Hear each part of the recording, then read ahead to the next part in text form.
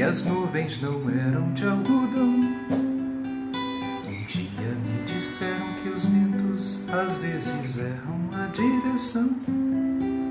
E tudo ficou tão claro, um intervalo na escuridão. Uma estrela de brilho raro, um disparo para o coração.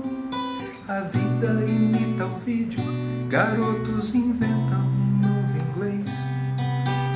Vivendo num país sedento, um momento de embriaguez. Nós somos quem podemos ser, sonhos que podemos ter.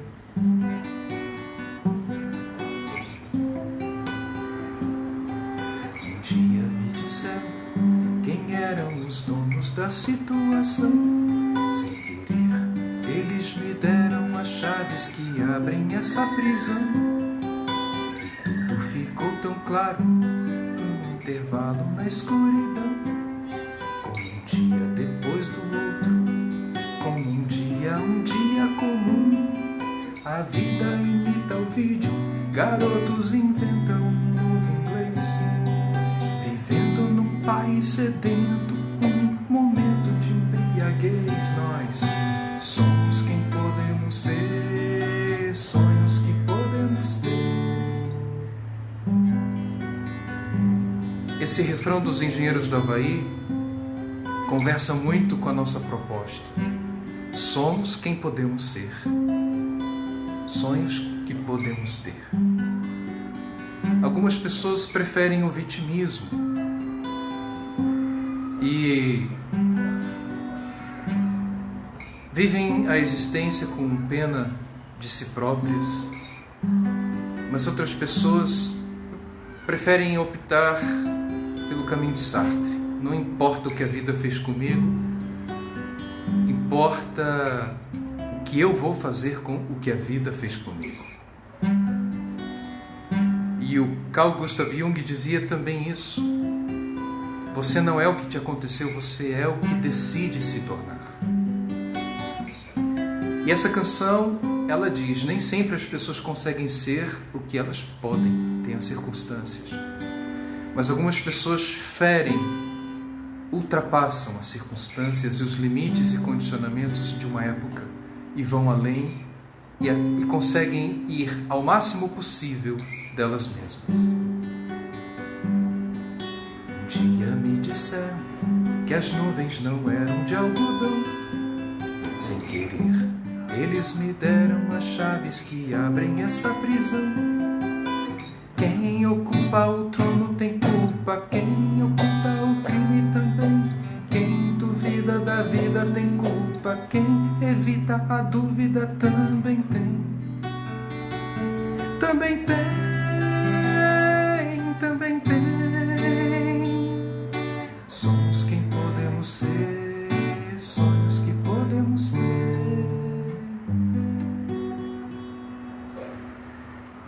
Então, continuando a nossa reflexão, estamos no momento da história que precisamos, com até certa urgência, de despertar esta consciência da nossa dimensão de águia e não aceitarmos a nossa dimensão de manipulados num galinheiro.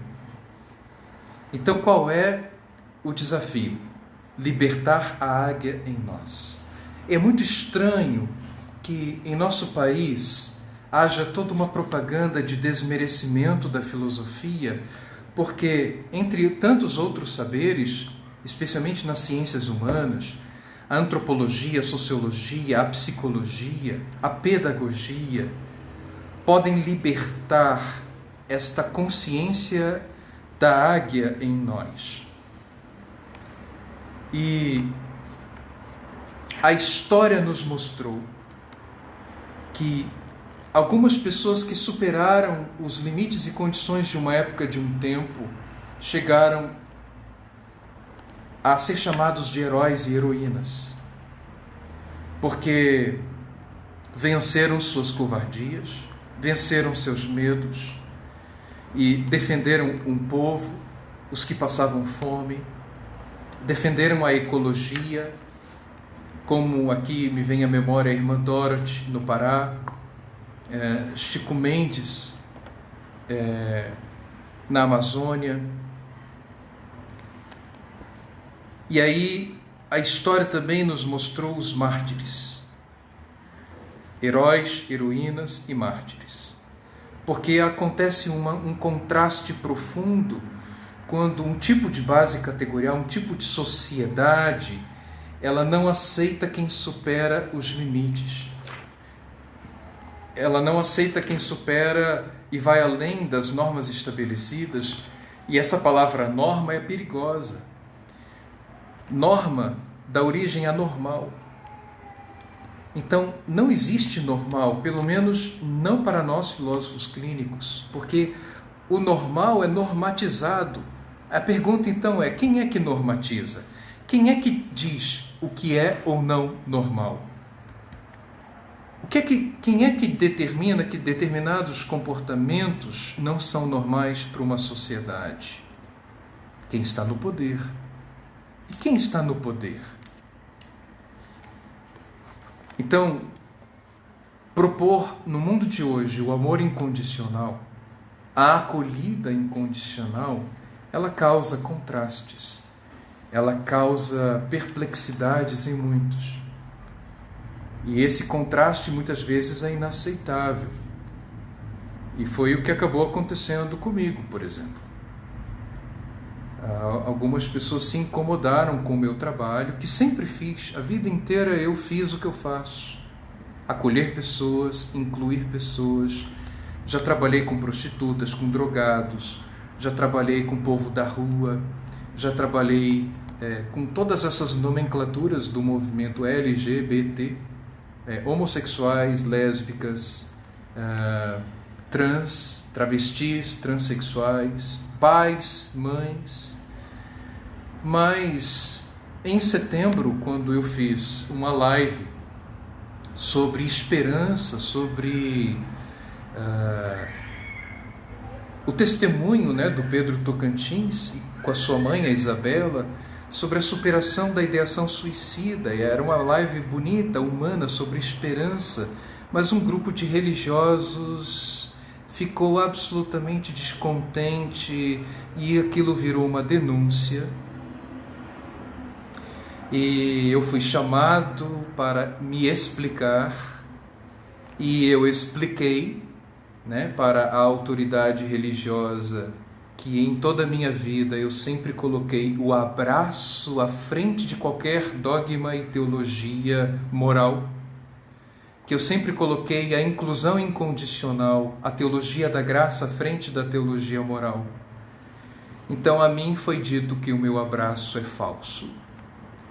A mim foi dito que o meu abraço não expressava o abraço de Cristo, e me foi colocada a condição de que eu parasse imediatamente com o meu trabalho de filósofo clínico. E eu não aceitei, então eu agradeci o tempo que eu passei e tomei a decisão, então, de me desvincular de um tipo institucional de religião, e hoje a palavra padre não me traduz. Eu sou um irmão universal. Esse espaço não é um espaço de catequese, de doutrina. Então, os que se magoam ou os que se perturbam com esse canal, Cadu Pensando Alto,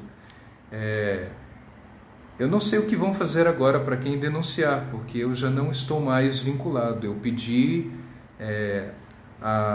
o desligamento do ministério, e o meu trabalho hoje segue de modo ecumênico, através de um movimento chamado Fraternidade dos Amigos de Jesus, e o meu trabalho como terapeuta e professor.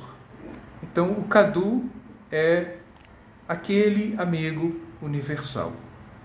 Hoje eu posso pensar alto. Paguei um alto preço para ser quem sou. Porque as circunstâncias e os condicionamentos onde eu estava não aceitaram o meu ser e não aceitaram o meu trabalho. Quando eu conheci o Lúcio Pachter, fundador da filosofia clínica, fui impactado com esta pergunta num workshop que ele fez em Goiânia. Qual o preço que você está disposto a pagar para ser você mesmo? Na fase do cavalo marinho, em minha existência, lá nos anos de 2009 e 2010, eu tive uma intuição muito forte de que chegaria esse momento da bifurcação com a instituição, porque nem todos na instituição têm a mente e o coração do Papa Francisco. E a mim foi dito que eu romantizei, como muitos estão fazendo, romantizando o Papa Francisco e a encíclica Fratelli Tutti, que é um documento belíssimo, recomendo a sua leitura. Nós que sonhamos um mundo diferente, mais fraterno, está tudo ali. Então a mim foi dito que eu não li direito a encíclica Fratelli Tutti do Papa. Então, diante desses impasses, e como não é da minha natureza a competição, a briga, o querer justiça, meus direitos, eu sigo o meu caminho, um caminho alternativo, o entre nós. Não me vejo, a partir de agora, vinculado a uma religião, mas entre as religiões. Não me vejo vinculado a um círculo específico de pessoas. Qual é o caminho do Cadu? É o da amizade. Toda a minha vida foi assim. Então, para que eu possa atingir, e aqui estou dando o meu testemunho, fazendo um paralelo na leitura, para que eu possa atingir o máximo do meu ser, eu precisei romper, eu precisei me desvincular. E estou bem, tem pessoas que mandam mensagens querendo me salvar a minha alma, acham que eu estou perdido, indo para o inferno, ou acham que eu estou em depressão. E muito dessa live que eu quis fazer foi também conversar com vocês e mostrar que, sim, é verdade. Como diz o provérbio mexicano, os que quiseram nos enterrar esqueceram que éramos sementes. Quiseram sim me enterrar, mas eu só sei florescer. E eu vou continuar florescendo. Não mais como clérigo, mas como sacerdote da amizade, sacerdote da poesia, sacerdote da irreverência, sacerdote da esperança, sacerdote da amizade. E quem quiser conhecer o meu trabalho, no Facebook e no Instagram está lá, Fraternidade dos Amigos de Jesus. Recentemente criamos um grupo no WhatsApp, e eu não sei quantas pessoas cabem no grupo de WhatsApp, mas sejam bem-vindos quem quiser participar desta proposta aberta, irreverente e sem fronteiras. Eu até agradeço, aproveito o espaço público para agradecer as pessoas que me denunciaram, porque, como diria o Raniero Cantalamessa, o diabo age querendo o mal e acaba fazendo o bem. E, sim, na fase da minha depressão, como eu já testemunhei nas lives do percurso, só não aparece isso no meu livro, não apareceu isso no percurso. Mas acho que agora é o momento de testemunhar que eu já intuía na depressão em 2009 que chegaria esse momento. Só não esperava que fosse em plena pandemia. E eu creio que, como a única forma de amar incondicionalmente as pessoas foi pela internet, porque eu sou asmático e todo o meu trabalho de terapeuta, de filósofo clínico, foi online, então o meu trabalho ganhou visibilidade. E incomodou. E olha, pessoal, a depender de quem nos elogia ou de quem nos critica, a crítica é até bem-vinda. E a palavra é até bem-vinda se ela vem por parte de certas pessoas. Porque se de algumas pessoas vier elogio, é porque nós estamos pensando como elas. Então, para alguns eu manchei a imagem da minha família, Para alguns, eu manchei a imagem da Igreja Católica e vou continuar o meu trabalho, ainda que alternativo, de inclusão das pessoas, a causa das mulheres, a causa dos negros, a causa dos LGBTs, as crianças especiais, aqueles que a sociedade descarta. E o que eu disse para a autoridade religiosa que me inquiriu foi que, para o Papa Francisco, o pastor tem cheiro de ovelhas e o meu cheiro é de esgoto, porque eu fui entendendo que a minha pastoral, ela é aonde a sociedade descartou as pessoas, aonde a sociedade deu descarga, famílias em nome da religião, da moral, da política. Nós estamos vivendo um nazismo inconsciente. Infelizmente, precisamos dar nome às coisas. Hitler descartou 6 milhões de pessoas e nós estamos deletando, bloqueando, nós estamos sem querer e sem perceber, sem consciência, descartando pessoas queridas. Eu tenho acompanhado pais e mães de garotos e garotas homoafetivos que preferem que o filho morra do que receber um cafuné, um abraço, um beijo. Que cristianismo é esse? Então, um tipo de religião não conversa mais com o meu coração.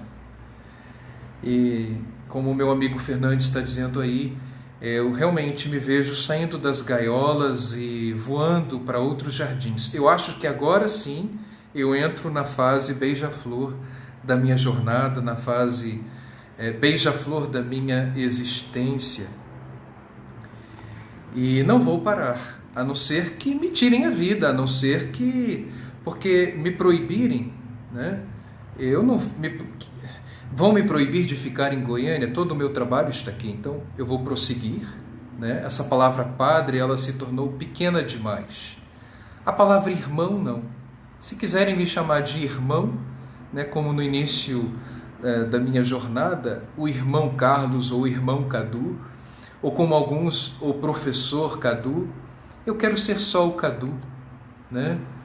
Obrigado por tudo, por potencializarem ao máximo o Cadu que eu posso ser. Embora hoje a minha história, a história do Boff, e se der tempo um comentário sobre o livro do Richard Bach, a minha história é só uma desculpa para que eu e você possamos rever juntos a nossa existência, o mínimo e o máximo de nós mesmos. Algumas pessoas pagam alto preço. A mim me foi pedido que eu pedisse perdão publicamente por tudo que eu ensinei dessa doutrina da filosofia clínica. E a segunda condição foi que eu fechasse o consultório e parasse imediatamente com o meu trabalho de filosofia clínica. Então, se dentro da instituição religiosa eu não posso ser o que eu sou e trabalhar com o meu trabalho de acordo com a minha consciência e com a minha coerência existencial, eu pedi para sair. Então, vamos cessar esse assunto de que eu fui expulso. Não fui expulso de lugar nenhum. Tampouco eu fui para Palmas, ou para o Rio de Janeiro, ou para Belo Horizonte. Chegaram até dizer que eu voltei a ser capelão militar. Nada disso. A minha vida agora é clínica, é terapêutica, e esse é o meu trabalho, esse é o máximo possível de mim.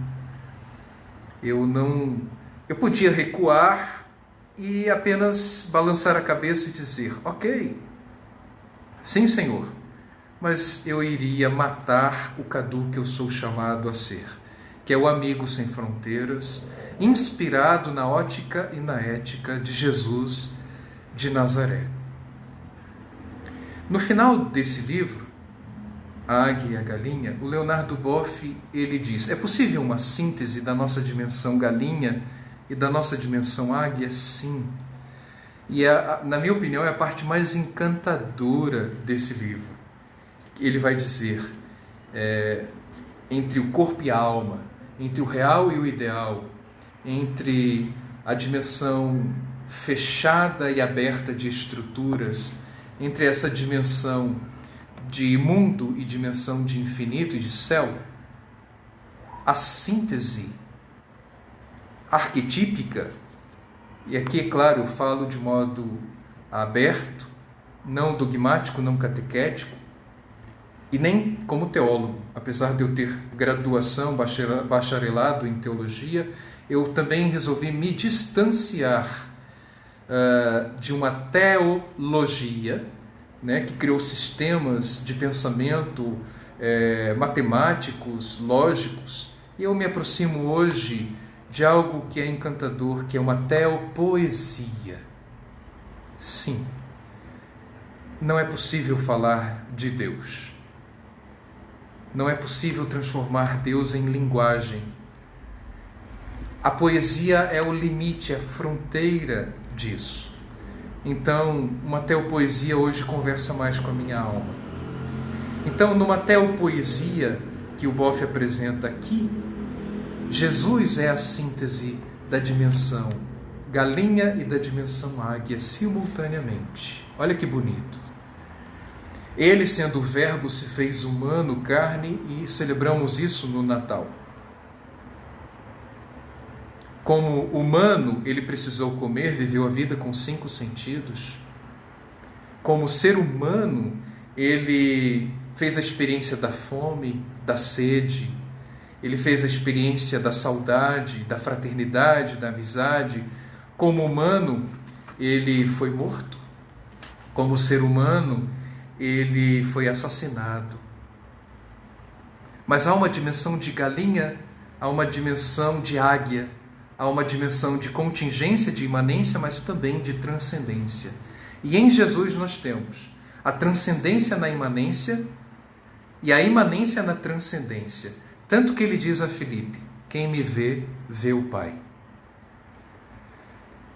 Isso está em João, entre os capítulos 14 e 15. Quem me vê, vê o Pai. Ou seja, quem vê a mim, humano, vê o Pai, a transcendência. E aqui eu posso fazer uma conversação com um filósofo que eu estou estudando no mestrado, que é Emmanuel Levinas. Ele traz a linguagem conceitual do rosto. O rosto é o conceito do infinito que eu não posso dizer. O outro é um infinito que não pode caber numa nomenclatura, numa ontologia. O outro é um ser infinito. E esse rosto, ele se manifesta fenomenologicamente a mim e exige de mim a ética. Então é o outro que me define como ser, um ser ético. E nessa dimensão do rosto, quando Jesus diz para Filipe: quem me vê, vê o Pai, eu penso que o despertar da águia tem muito a ver com o Evangelho. E aqui cada um na sua crença faça suas devidas adaptações, quem é budista, quem é espírita, quem é judeu, agnóstico, ateu. A consciência do máximo possível de nós é o que eu chamo, no meu coração, de Evangelho. A boa notícia é o despertar da galinha para a águia, a visão da águia, o voo da águia. E a consciência do tipo de humanos que podemos ser. Para mim, Jesus não veio fundar uma religião. Jesus veio fundar uma consciência. O despertar da águia, do ser humano ao máximo possível. Se eu sou filho amado e me percebo filho amado, eu me reconheço como irmão amoroso, estou implicado na ética de ser irmão amoroso. E todo esse planeta magnificamente azul é a nossa casa comum, e dele devemos cuidar. Devemos cuidar horizontalmente uns dos outros, a nossa dimensão de fraternidade, e verticalmente da nossa relação com Deus como filhos amados. Então Jesus, ele é muito mais do que um ser histórico, com data de nascimento, data de morte. Ele se tornou uma ideia revolucionária. E independente se você segue ou não Jesus, e na nossa fraternidade, nós temos A proposta de acolher a todos, inclusive quem nem é cristão, mas tantos ateus e agnósticos são apaixonados pela proposta ética de Jesus de Nazaré. Quem quiser participar, estamos de braços abertos. Essa dimensão de reconhecer no outro, no rosto do outro, o rosto de Deus. O rosto do outro que é preto, o rosto do outro que é indígena, o rosto do outro que é LGBT, que é transexual, que é travesti, o rosto do outro que tem síndrome de Down, que é autista, o outro com a sua riqueza de infinitude. E por que eu apenas tenho que ser aquele que ensina? Por que eu não posso aprender com o outro que é de uma religião diferente de mim, que é de uma ideologia política de mim, que é de uma filosofia diferente de mim? Nós temos tanto a aprender uns com os outros. E na dimensão da águia, quando ela é despertada, surge a fraternidade, surge a dimensão da consciência cosmopolita. Alguém me perguntou se eu continuo católico. Se você entender no grego katorholos como aquele que é do mundo inteiro, presente no mundo inteiro, sim, né? Mas essas nomenclaturas, eu prefiro me afastar delas porque estamos migrando para uma época, uma era, onde as definições elas estão perdendo força. Estamos migrando para um período onde o que importa não é a doutrina, a verdade, mas a ética. Onde o que importa é a capacidade da convivência entre as diferenças. E é esse tipo de mundo que eu quero contribuir. E é isso que eu penso para 2021 e para um tipo de mundo a partir de agora. Um mundo onde as pessoas primeiro possam viver. Eu trabalho com ideações suicidas e na minha rotina de terapeuta, de filósofo clínico, são muitos os casos onde as pessoas não querem viver. Então, eu te convido a construir um mundo onde as pessoas queiram viver e criar condições onde as pessoas possam viver. Espaços de fraternidade, estruturas abertas. Eu penso que estruturas fechadas e herméticas, elas vão vivenciar crises, sejam nas religiões, sejam nas grandes tradições, seja nas academias, seja nas políticas, mesmo nos estados e nos ambientes onde as paredes são muito rochosas e impermeáveis, nos grandes cérebros que são rochosos, brutos, impermeáveis, não há diálogo. Eu penso que o mundo, se nós queremos ter futuro nesse planeta e favorecer com que as futuras gerações tenham futuro, as crianças que nem nasceram ainda, nós precisaremos criar corações abertos, mentes abertas e mãos abertas. A minha inspiração é aquele que no presépio, na manjedoura, está de braços abertos e na cruz está de braços abertos. E um tipo de mundo colocou pregos nas suas mãos. Eu acho que temos que estar dispostos a pagar um preço para levar esse projeto adiante, de fraternidade, de consciência cosmopolita. Essa consciência coletiva e fraterna, temos um alto preço a pagar. E aí vem esta outra obra, Fernão Capelo Gaivota. Como nós não temos tempo para aprofundar, eu recomendo a leitura. Foi feito nos anos 70 o filme desse livro, acredito que a trilha sonora dele ganhou o Oscar. Mas a história de uma gaivota que olha para o seu bando e pensa: será que a nossa vida é só voar para pegar peixes mortos em torno dos barcos pesqueiros, dos navios pesqueiros? A vida da gaivota é só isso? Então, quando ele vai tentando fazer malabarismos, ensaiando voos aqui e ali,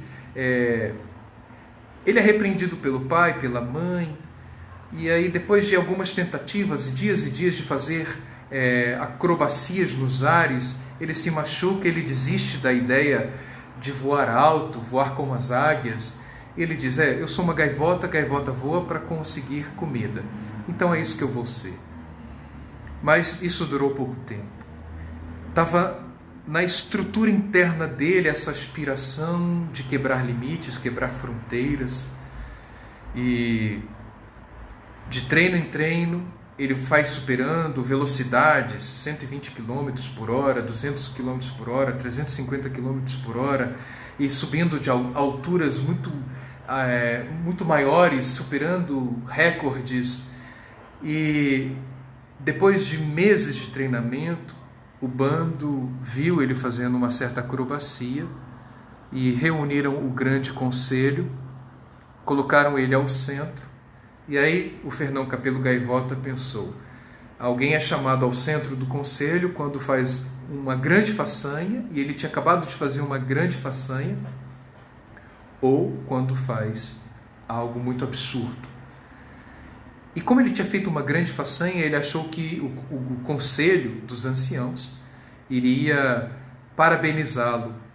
No entanto, ele foi chamado ao centro e banido. Você não é mais uma gaivota entre nós.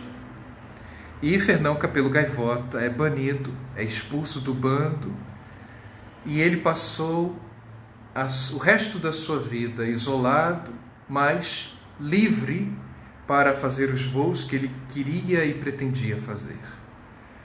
Na segunda parte da história, ele encontra duas gaivotas que voavam velozmente. E essas gaivotas o inserem num outro nível de mundo, adequado a ele, autêntico a ele. Quem é da filosofia clínica sabe que eu estou aqui falando da matemática simbólica, a níveis de mundos, a frequências adequadas de mundos. E no nosso trabalho de consultório, a gente não apenas mapeia uma estrutura de pensamento, mas também a circunstância aonde essa pessoa está, o mundo adequado a ela. E às vezes o mundo adequado não são mundos leves, são mundos realmente mais densos, mais pesados, e está tudo bem. Às vezes o máximo possível de uma pessoa é ser uma gaivota que voa para pegar comida e voltar. E está tudo bem. Trabalhar, ganhar dinheiro, desenvolver uma família, ter filhos e morrer. Está tudo bem se esse é o caminho de uma pessoa.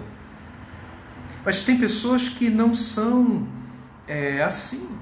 Elas não querem seguir as réguas da sociedade. Com 15 anos isso, com 20 anos isso, graduação, curso técnico, pós-graduação. E algumas famílias impõem: você vai casar com esta pessoa. Alguns pais impõem para o filho: você vai fazer esta profissão, você vai estudar esta graduação. E as pessoas vivem um roteiro que não foi elaborado por elas, não tem autenticidade. Elas não têm direito a ser, profissionalmente às vezes. E outras pessoas, elas vão aceitar isso de bom grado. Nem todos vão ter o elemento busca na sua estrutura de pensamento.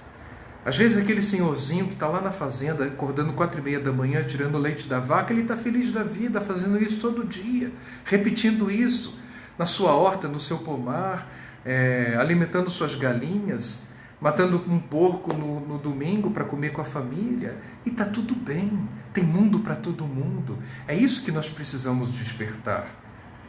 Quem gosta do baile do Tigrão, do baile funk, está tudo bem, mas você também não vai contestar quem gosta de uma música gregoriana, de um retiro, de uma trilha silenciosa.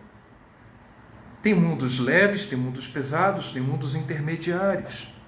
Na história do Fernão Capelo Gaivota, quando ele é banido, então, ele encontra os seus pares existenciais.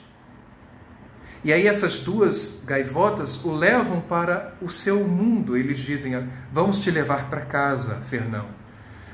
E depois de um tempo ali, aprendendo novos voos, aprendendo novas velocidades, novas acrobacias, ele é levado ainda para um outro nível de mundo, mais elevado, uma outra evolução. Então o livro é um livro sobre transcendência, sobre superação, é um livro sobre evolução. Dá para fazer várias hermenêuticas espiritualistas aqui, mas eu quero me deter à antropologia, a nossa dimensão humana e singular de cada um. Se você não pode mudar o mundo, como diz o professor Will Goya, mude de mundo. E algumas pessoas eu ajudo no consultório Às vezes elas não podem sair daquele mundo. É um menor de idade, ou é o ganha-pão. Essa pessoa está numa profissão ou num tipo de mundo onde ela está asfixiada, ela está sem espaços, sem mobilidade, ela está sem gaiola. Às vezes o caminho é criar um mundo dentro deste mundo. Foi o que eu tentei. Por anos, criar um mundo dentro de um mundo rochoso e asfixiante. Mas, às vezes, o caminho é realmente você migrar para outro mundo. Não tem réguas, não tem métricas, não tem receitas e não é igual para todo mundo. Então, às vezes, o caminho para alguns é o do peregrino, é do errante, que é o meu caso. Como eu tenho o carisma da amizade, eu me vejo me relacionando bem com todos os tipos de mundos, com todas as religiões, com todas as filosofias, ideologias, times de futebol, com pessoas de todas as cores, de todas as ideologias. O meu caminho é o entre nós, como diria o Emmanuel Levinas. Mas tem pessoas que precisam pertencer a um grupo específico, elas precisam pertencer a um círculo humano, a uma religião, a uma família, a uma tribo, e está tudo bem. O que eu quero colocar aqui é essa reflexão do mínimo possível, do máximo possível, das circunstâncias de vida e a trajetória possível para cada um. Agora, como coletividade global, como humanidade, eu penso que, sem descuidarmos da nossa dimensão galinha, porque temos um planeta para cuidar, temos uma família, temos pessoas sob a nossa responsabilidade, então nós temos compromissos sociais, temos que seguir leis de trânsito, leis civis, nós temos compromissos políticos, nós temos gente doente, gente morrendo, nós temos compromissos. Mas precisamos, nesta fase da história da humanidade, despertar a nossa consciência de águia e sabermos que temos em nós uma dimensão que aspira o firmamento azul, uma dimensão em nós que aspira boas esperanças por um mundo melhor, por dias melhores. Eu pensei muito em Sócrates, nesses tempos em que eu vivi o trânsito, para essa dimensão cadu de ser. Tá? Sócrates, ele é considerado o pai da filosofia porque, pelo método maiêutico, onde a verdade da pessoa era convidada a sair para fora, e o maiêutico vem da parteira mesmo, a mãe do Sócrates era parteira, então ele desenvolveu esse método, por isso que ele é chamado de pai da filosofia. A história humana estava preparada para aquele momento acontecer a filosofia. Outros discordam e vão dizer que a filosofia começa com Tales, Parmênides, Heráclito, muito antes de Sócrates. Porém, naquela época em que os sofistas ensinavam a oratória e a arte de falar bem, porque a democracia começava a acontecer, o Sócrates, ele ensinou as pessoas a terem conteúdo, a terem tutano, a desenvolver uma consciência crítica, a pensar por elas próprias de modo autônomo e autêntico. Isso incomodou a hierarquia da cidade e ele foi inquirido num tribunal e foi convidado a renunciar tudo aquilo que ensinava aos jovens atenienses, e ele não recua. Ele permanece coerente com a sua filosofia e foi condenado então a tomar a cicuta, o veneno, e morreu. O pai da filosofia nasceu com alguém que vivenciou a coerência entre o que ensinava e o que vivia. Eu penso que nós precisamos chegar a um tipo de humanidade que seja coerente entre o que nós falamos, ensinamos e o que nós vivemos. É triste ver que um tipo de sociedade bane um Fernão Capelo Gaivota, um Sócrates, crucifica um Jesus de Nazaré, assassina Martin Luther King ou Gandhi, pessoas que propuseram um estilo diferenciado de pensamento, de buscas, de democracias, de convivências, e foram cortados desse tipo de mundo, tiveram as suas jornadas paradas, interrompidas. No entanto, as sementes destas pessoas, de um Buda, de um Jesus, de um Gandhi, de uma Madre Teresa, de um Oscar Romero, de uma Irmã Dorothy, de um Chico Mendes, a semente dessas pessoas permanece vivas e elas estão na categoria imaterial de águia, de imortais. Então, por mais que tentem anular, aniquilar, algumas ideias não morrem. Algumas ideias permanecem para sempre. Isso para mim é ressurreição. Isso para mim é vida. Isso para mim é a dimensão águia que precisamos despertar como humanidade, como coletividade. Eu acredito que figuras como determinados líderes negacionistas da nossa época estão ficando para trás, estão ficando sem voz, estão ficando para um tipo de sociedade, de história que nós não queremos mais. E se você sonha comigo tudo isso, feliz ano novo. Se você tem esperança de tudo isso, vamos nos juntar aqui e ali, como diria o poeta gaúcho, no meio de tanto cimento, de tanta brutalidade, nós precisamos de pessoas desesperadamente verdes.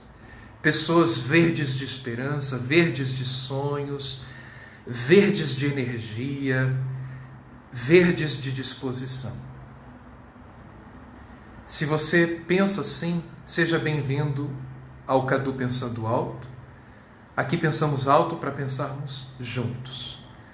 Então, nessa coletividade, eu renovo também o convite que eu fiz antes, a você conhecer meu trabalho alternativo, desvinculado de uma instituição religiosa, para conversar com todas, que é a Fraternidade dos Amigos de Jesus. Temos o Instagram e o Facebook com esse nome. E se você quiser participar do nosso grupo no WhatsApp, deixe o seu número lá. Tá bem? Voltando a Lúcio Pachter, para a gente finalizar, qual o preço que você está disposto a pagar para ser você mesmo? Como será 2021 e os anos seguintes se você decidir ser, apesar dos condicionamentos de uma sociedade, das circunstâncias de uma época, apesar da política, da economia, apesar da dimensão financeira em que nos encontramos, com muitos milhões de desempregados e pessoas em nosso país passando fome? O que será de você se você aceitar ser a melhor versão de você mesmo daqui para frente? Qual o preço que você está disposto a pagar para ser ao máximo possível a pessoa que você é? Pensa no seu nome agora. Pensa na sua jornada e nos quilômetros que você percorreu até aqui, 29 de dezembro de 2020. Fazendo uma retrospectiva em vista de uma prospectiva. Aonde será que você pode chegar se você se tornar a versão perfeita de você mesmo?